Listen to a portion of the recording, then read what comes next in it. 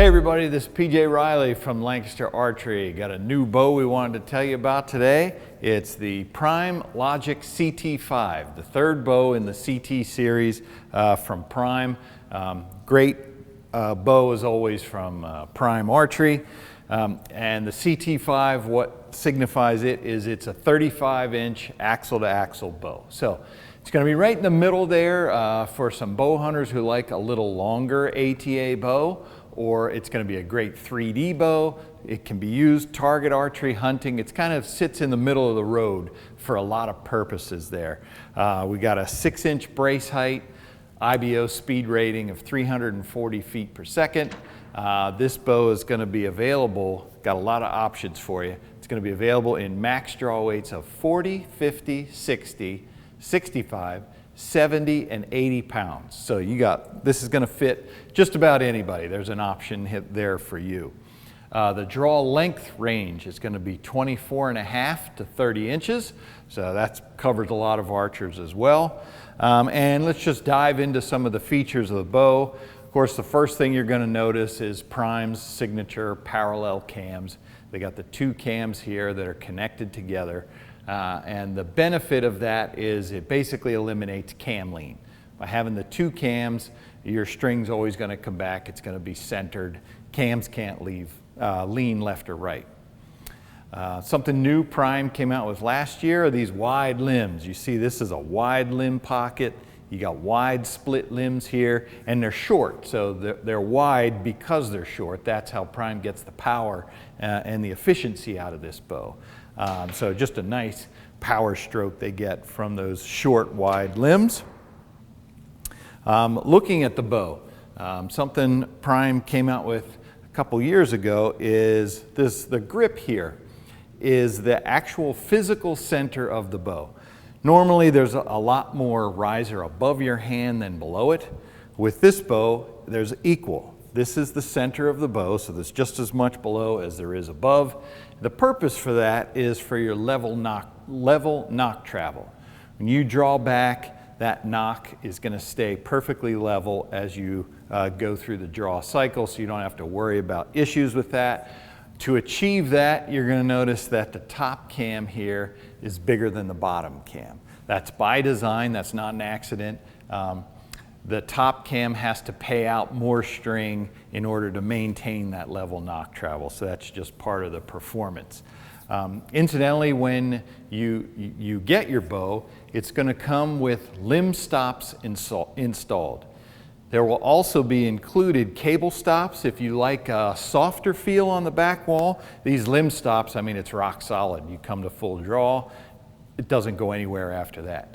If you like a little softer back wall, you can switch to the cable stops, and then that's going to give you just a little more cushion at the back end.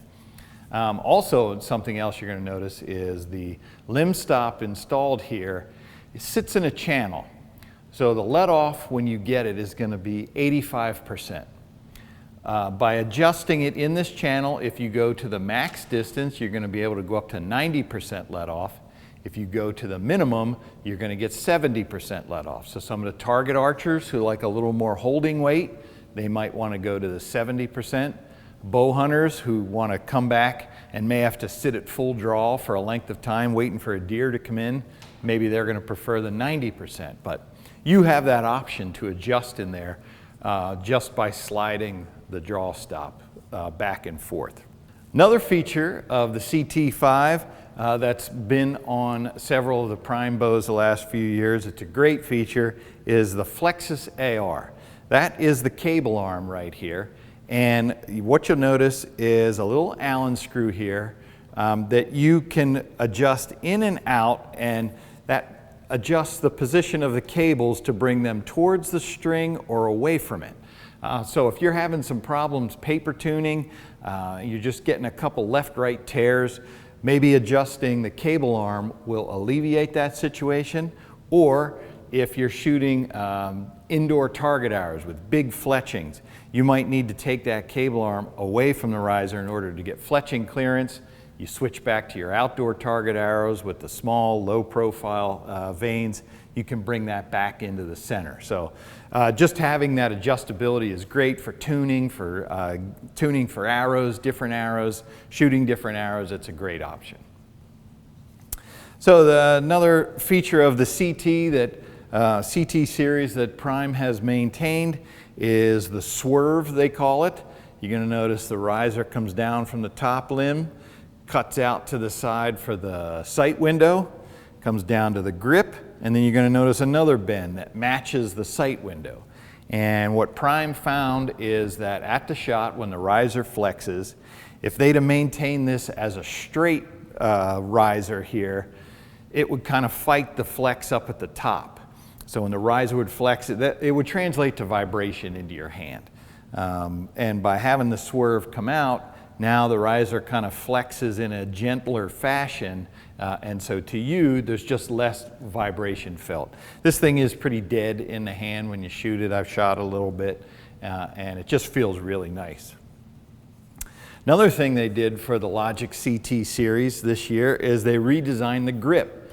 Prime talked to a bunch of their target archers, said, hey, what do you like in a grip?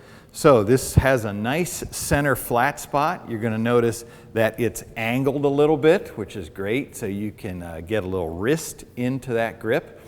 Also, it tapers from the bottom to the top. Top of that grip is nice and thin, and so when you get it in your hand, it just goes immediately to the right hand position, which is great. You don't have to feel around for it.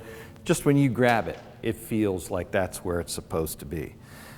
So that is the Logic CT5, brand new from Prime this year. If you like this video, give us a thumbs up. If you want to see more videos like it, subscribe to our YouTube channel. As always, if you have any questions, you can visit us at lancasterarchery.com.